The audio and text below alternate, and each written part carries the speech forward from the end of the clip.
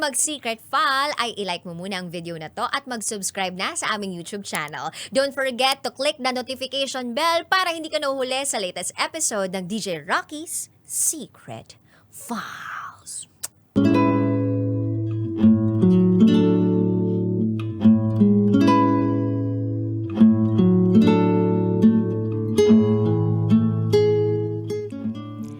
And now, it's time for DJ Rocky's Secret File with Jello.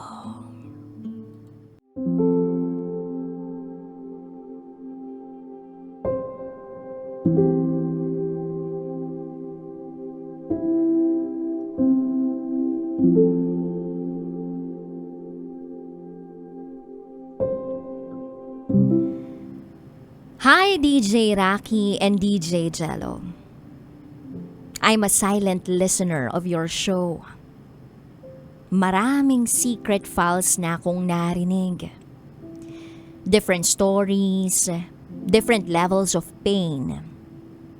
And I think this is the only medium that I could express what I still feel until now.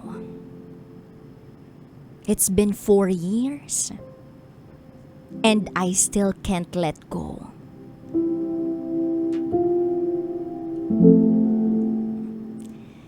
Itago nyo na lang ako sa pangalang Bree. And this is my secret file.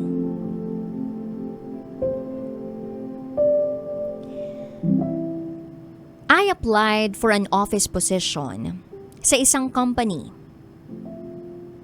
And yung boss doon is a distant relative of mine. The company was a mess when I entered the company.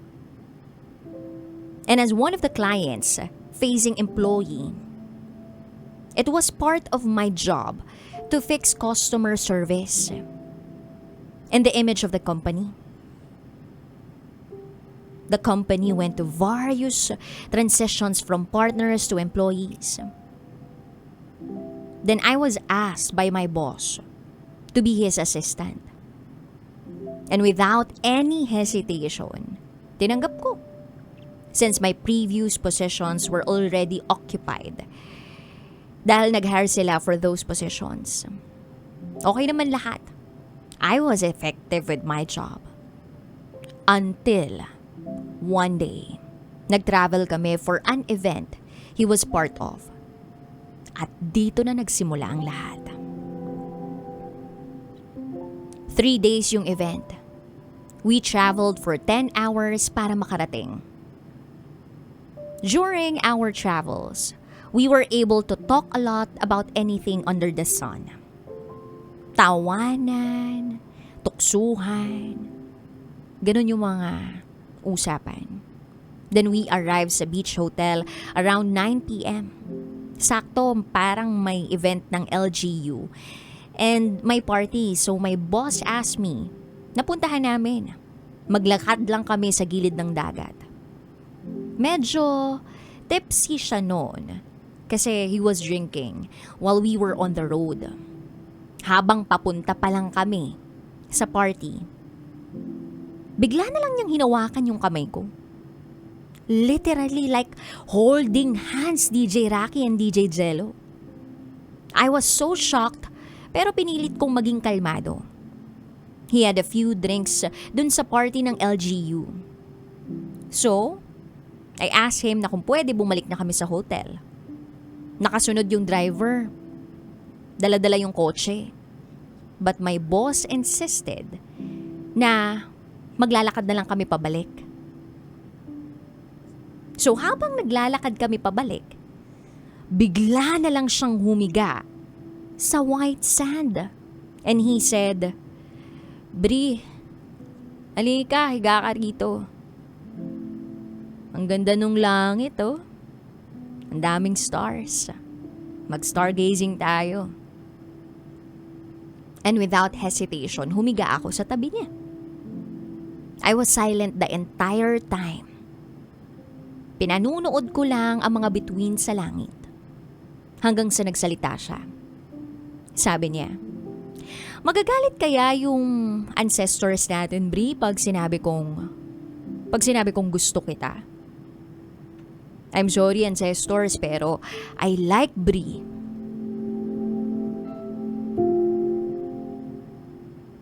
Naistatwa ako nung sinabi niya yun. Wala akong masabi at hindi ko rin alam kung kailangan kong mag-react that time. Dagdag pa niya, I like you, Bri. Ang gaan mong kasama. Kasi palangiti ka. And you make people around you happy.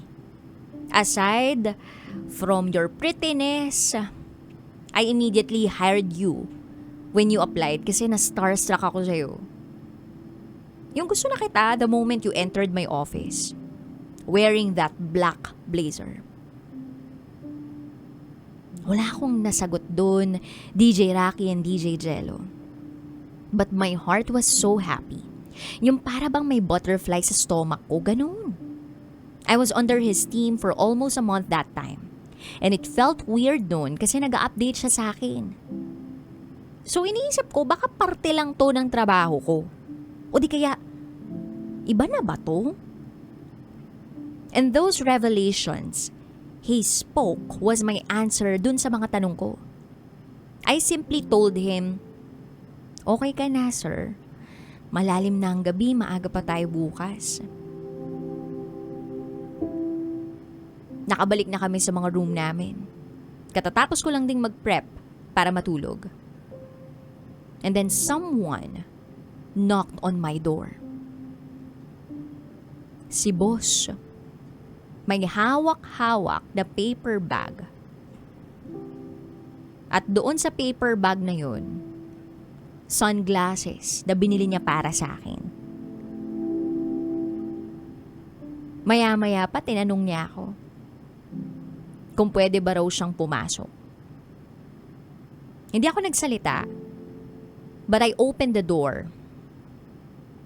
At sa pagpapasok ko sa kanya, sa kwarto ko, doon na may naganap. May nangyari sa amin. I know. Maling-mali. It was wrong, but it felt right. Kinabukasan, I acted as if nothing happened. Kasi baka nga dahil lang sa lasing siya noon. Fast forward. Nakabalik na kami sa city namin. I continued working. At tinanggal ko na lang sa isip ko yung nangyari. Not until minessage ako ni boss after work na susunduin niya ako sa house namin. At ganun nga ang ginawa niya. And again, may nangyari sa amin. Hindi ko alam kung ano kami pero masaya ako. Napadalas na nagganon yung mga nangyayari sa amin. Typical lang kami sa opisina. Boss ko siya. Minsan wala siya sa opisina. Minsan ako naman ang wala pero nandun siya. Normal lang na napapagalitan niya ako. At normal lang na napagsasabihan ko siya tungkol sa negosyo niya. Especially sa operations. Yung parang I help him run the business kasi he's the type of boss na hindi confrontational. Kaya inaabuso siya. So, ako yung nagko-confront dun sa mga partners and employees niya. And he literally shared everything to me. And the common things na napag-uusapan namin ay company problems and yung struggles niya sa marriage niya. DJ Rocky and DJ Jello, we are on a situationship. But I never advise him to leave his family. There are days na napapagalitan niya ako sa failure ng ibang departments. And one time, naiyak ako. Naiyak ako sa workmate ko. At sa sobrang galit ko sa kanya, di na ako nakareply sa kanya. Di ko sinabi sa kanya na nabusy ako. Then he kept messaging me Sorry until 3 a.m. I was awake but I did not respond. Late kami ng mga workmate ko na nakarating sa opisina. Dahil sa puyat, hinatid namin sa emergency room yung kasamahan namin. At doon pa lang nalaman ni boss ang mga nangyari. I was quiet, hindi ako nagsasalita. It was 3 p.m. when I asked for permission kung pwede kami mag-early out. Kasi pagod na kami. And he approved. At after noon, he messaged me. He texted me. Bree, you can really be honest with me. Pwede mo kong pagalitan o mapagsabihan. Natatakot lang talaga ako. So I replied, "Noted po, sir. Pero ba't naman po kayo matatakot?" Then he said, "Takot ako, Bree, na baka iwan mo ko." Then sabi ko sa kanya, "Sa anong way po naiiwan, sir?" And he replied, "On what happened on the beach. What I felt. What we felt. I'm sorry, Bree. Kaya kita napapagalitan. Kasi nagseselos ako. Nagseselos ako sa mga ibang empleyadong close sa'yo. Lalo na pag lalaki. Lalaki ako. Kaya alam kong gusto ka rin nila. And I can't share you with them." DJ Rocky and DJ Jello. Sa nabasa kong yun,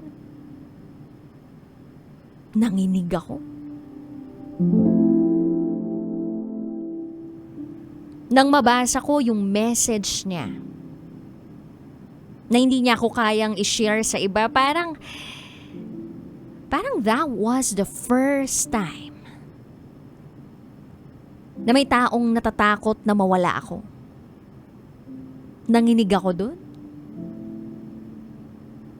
So my response to his text message was, "Hindi naman po kita iiwan, sir. Kung magseselos po kayo, sabihin niyo po nang ma-assure ko po kayo." After noon, naging smooth ang lahat. Then one time magkakasama kami, magkatabi kami sa kama, when a co-worker greeted me a happy birthday. "Birthday mo?" Tanong niya sa akin. "Yes po," sagot ko. And he greeted me. After noon, hinatid na niya ako. And nung nasa sasakyan pa kami, he was driving. But the other hand was holding my hand so tight. DJ Rocky and DJ Jello, marami naman akong natanggap na greetings mula sa iba't ibang mga tao. Pero yung greeting ni boss, yun ang pinaka-nagustuhan ko. He texted me, "Happy birthday, Bree. I thank God for the person in you. Thank you for making me complete somehow." I felt special that time. Sobrang saya ng puso ko.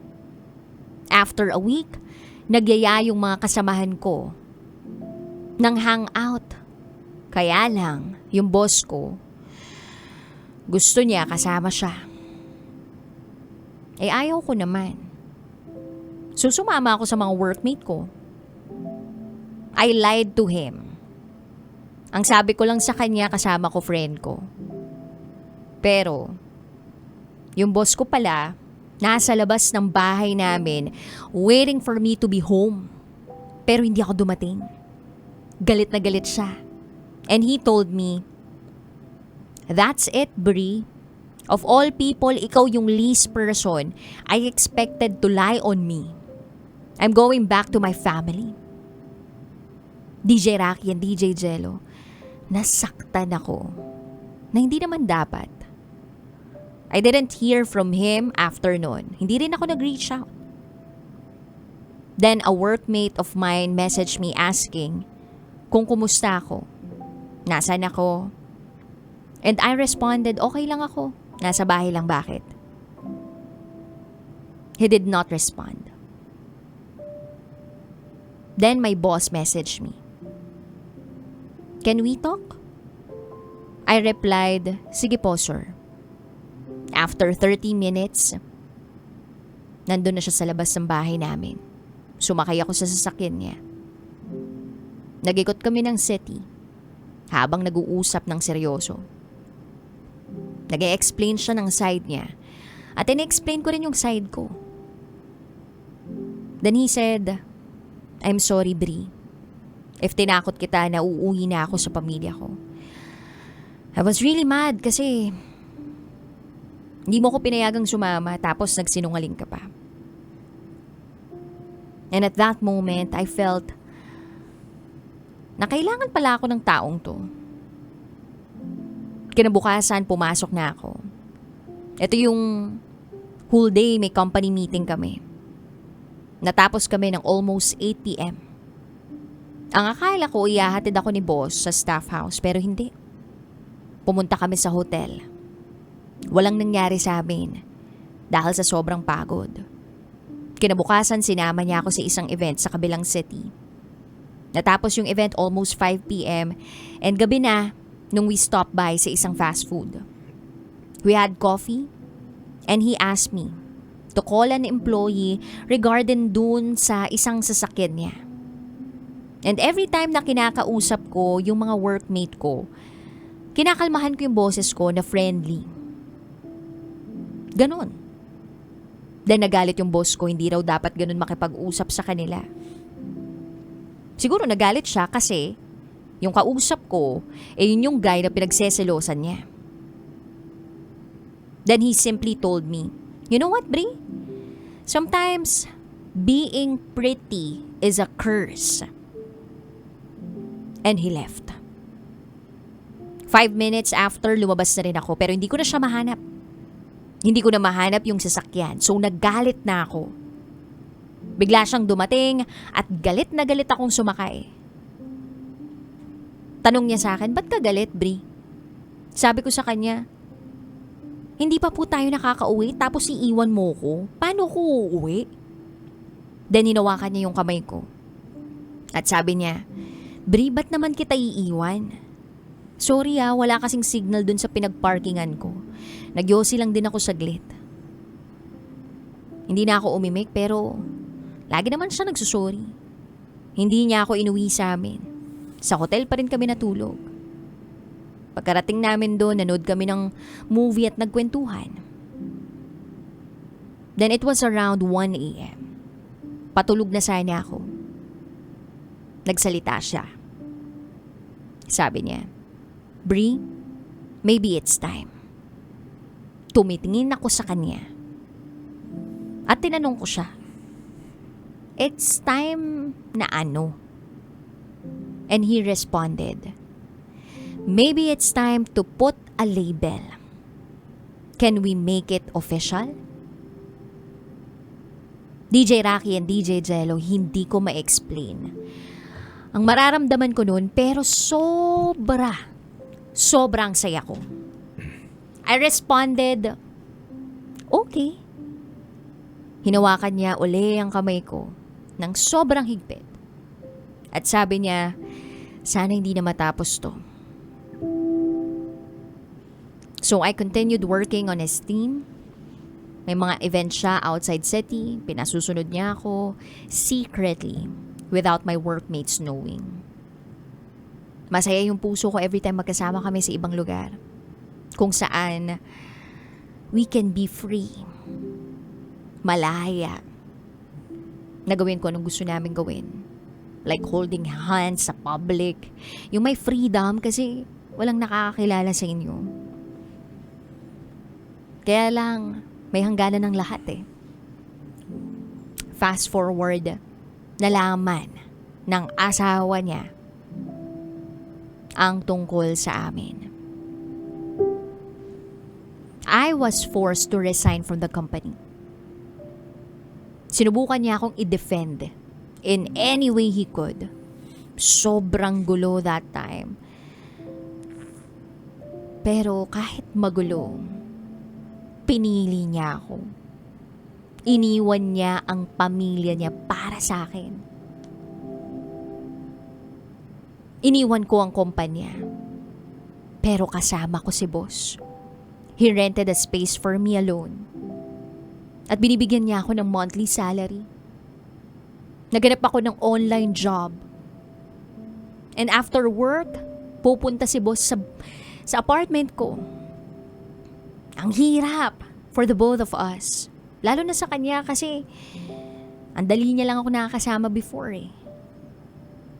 Until one day.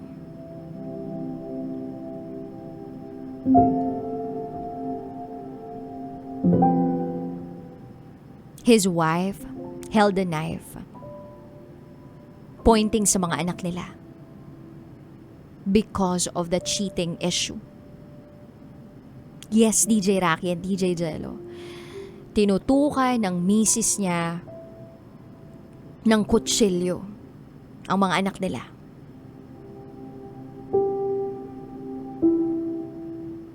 Para bang wala siyang choice but to let go of me. Nakatanggap na lang ako ng isang mahabang mensahe tungkol sa nangyari. Na kinakailangan niya na akong i-let go. At kailangan niya nang gawin kung ano ang tama.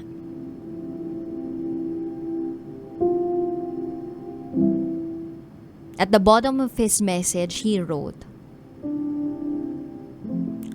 "You will have your success one day, Bree. You are destined to be one. You are great. And I will always be proud of you. I'm so sorry, Bree. Until we meet again."